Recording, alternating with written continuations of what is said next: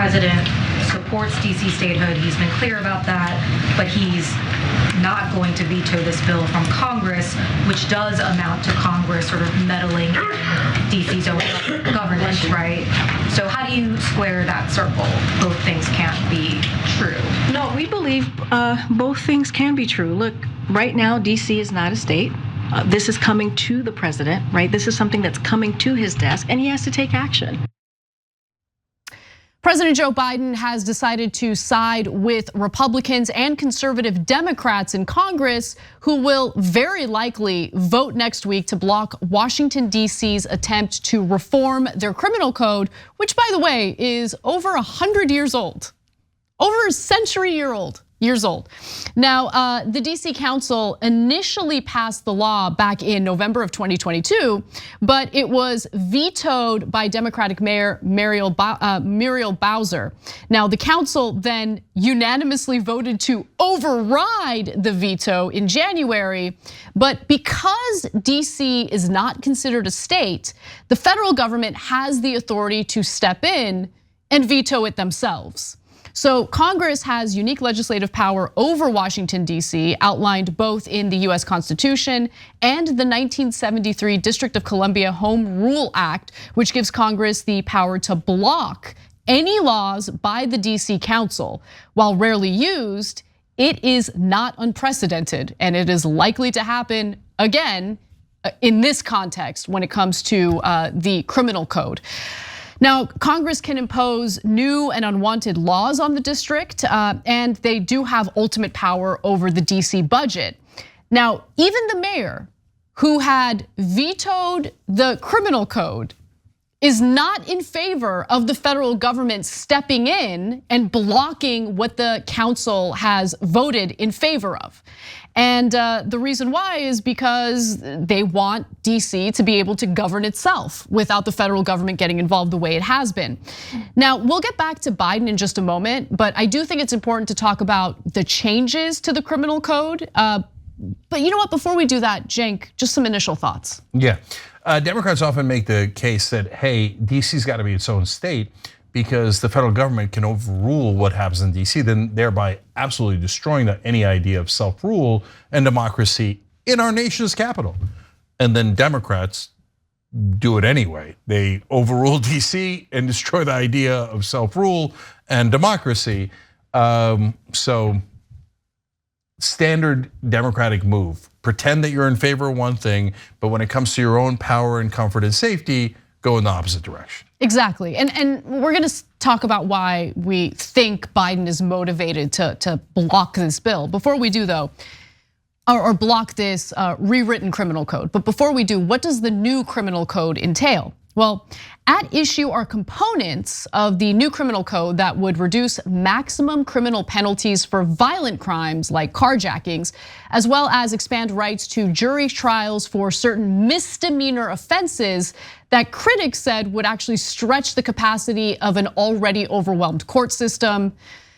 Look, that last part I think is a little bit of a concern. I mean, if you're gonna do this, fine. I don't have a problem with the jury trials for misdemeanors, but you gotta make sure that you have the resources ready to go. That way, you have enough judges, enough resources to actually carry this out, right? Yeah. In Riverside County, California, there is a severe shortage of judges. They are not resourced enough to deal with violent criminal cases.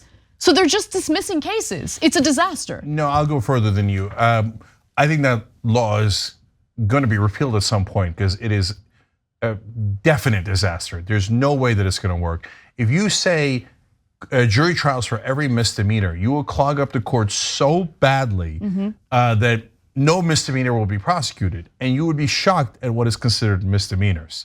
Tons of violent crimes within those misdemeanors. So this is do you understand what we're saying? I personally think this law in Washington is a terrible idea, but I would not overrule it because I actually believe in democracy. Right. So it's not for me to decide, it's for their elected representatives to decide. And that should be the bare minimum when you're dealing with this issue. But Biden goes, nah, even though that was my stated principles, I don't care. I'm gonna go in the opposite direction. It would also eliminate mandatory minimum sentences for everything except first-degree murder.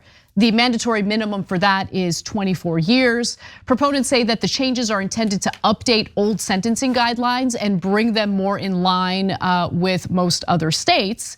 Now, looking at carjacking specifically, this is a good example to show you like where their mind is at when it comes to this rewritten criminal code.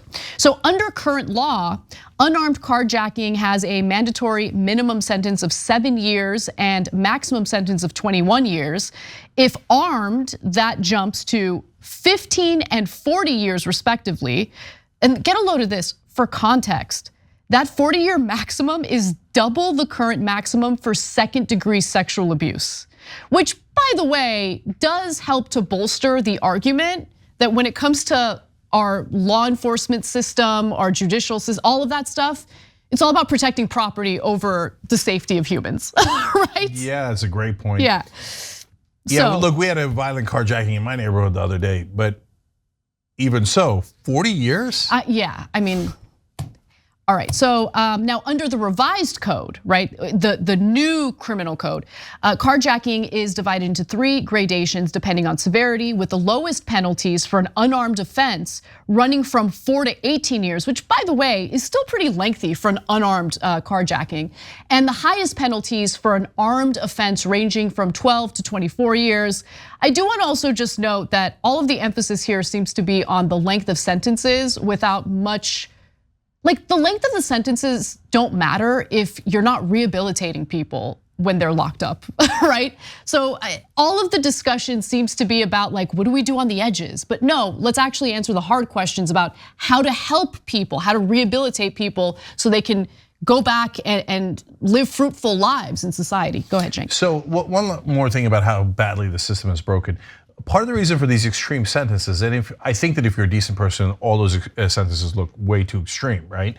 Is because this system is so overloaded that there's nonstop plea deals. So 95 to 98%, depending on the jurisdiction, of cases are settled with plea deals. So you start out at 40 years, and then you wind up at 2 years, and so they plea everything down. So that's why when you make misdemeanors harder to plea down, they become nothing and everybody walks, right? And felonies become misdemeanors, etc. That's all of this is wrong. The way that they should do it is they should do decent moral sentencing that it does not over sentence like this, but properly resource our courts so that if you need to, you could try a lot more cases so you don't have to plea everything down. Exactly, exactly. Now let's go back to Biden, okay? Now that you have somewhat of a sense of what the new criminal code indicates, I would argue that whether you agree with it or not doesn't even matter, right? What matters is that the elected leaders, elected politicians in DC should have final say over what is enacted in DC. And by the way, Biden argued that previously, but now Biden has committed to signing, or using his veto power because neither chamber of Congress is likely to have a veto-proof margin to override it, okay? So days before the House vote, the Office of Management and Budget released a statement of administration policy that said the administration opposes the measure and called on Congress to respect the District of Columbia's autonomy to govern its own local affairs. Now, 173 House Democrats voted against the resolution, siding with what they thought was the stance of the White House, but Biden has decided to support it instead. Now he's trying to claim that he still supports DC statehood, but also wants to block these policy changes. So let's go to his tweet where he says, I support DC statehood and home rule, but I don't support some of the changes DC Council put forward over the mayor's objections, such as lowering penalties for carjackings. If the Senate votes to overturn what DC Council did, I'll sign it, he says. In other words, you don't support home rule for DC. But look, guys, the reason why he could write such an absurd tweet that, by the way, Donald Trump would be ripped apart for, right, is because mainstream media is gonna protect him. There's not gonna be anybody in mainstream media that says Biden's a liar. But if you say that, hey, you're gonna overrule their home rule decision, that means you're not for home rule, and saying you are is a clear lie, right? No way anybody in mainstream media says that. At most, they'll tweak him for a little bit of hypocrisy, right? So, I mean, we'll get a load of the insane argument that Biden's making. Now, remember, DC needs statehood because of presidents like me that'll just take away their democracy anytime I like. And look, I mean, how's that for an ironically pretty good argument? DC needs to be protected from Biden. So let's speculate a little as to why Biden has made this commitment to overrule what the DC Council has voted on. You know, I think about Trump's speech at CPAC, and a giant chunk of it focused on crime, right? And just kind of riling people up about crime and how scared they should be and all of that. That is clearly gonna be part of his platform when he runs for president. And Biden doesn't want to be accused of contributing to the crime wave or doing things that enable a crime wave. So I think that's the reason why he did this. Yeah. And so, I mean, but at the end of the day, you have an opportunity here to prove that you mean what you say. So if you say that you support DC statehood, then prove it. And here's your opportunity, and he proved otherwise. And by the way, he didn't even have to say anything about it until the bill came to his desk. That's true, yeah. He jumped out to say something about it. I have a second theory as to why he did this. Because people in power live in DC, and they're like, we're not gonna risk our safety, even if we're Democrats. We could pretend to be in favor of those laws. But this isn't about you guys in New York or LA or Seattle or Portland. We don't give a damn about you guys. But us, no way we allow these kind of sentence reductions. And remember, what's Joe Biden most famous for in his Senate career? Was the crime bill that increased sentences, didn't decrease sentences. So he cares about his own ass more than anything else in the world. So both things lead to the same conclusion. Biden is saying either my political calculation for my own career is more important than self-rule for DC, and or my own personal safety, my view of my own personal safety and the powerful people in DC, the oligarchs in DC, their safety is more important than DC self-rule. So either way, it is at a minimum incredibly hypocritical, and in reality, obviously, his excuses are lies. And in the end, what is very likely to happen is the DC criminal code will remain, and it happens to be older than Joe Biden is. Just let that sink in. Thanks for watching the Young Turks, really appreciate it. Another way to show support is through YouTube memberships. You'll get to interact with us more. There's live chat emojis, badges. You've got emojis of me, Anna, John, JR, so those are super fun. But you also get playback of our exclusive member-only shows and specials right after they air. So all of that, all you gotta do is click that join button right underneath the video. Thank you.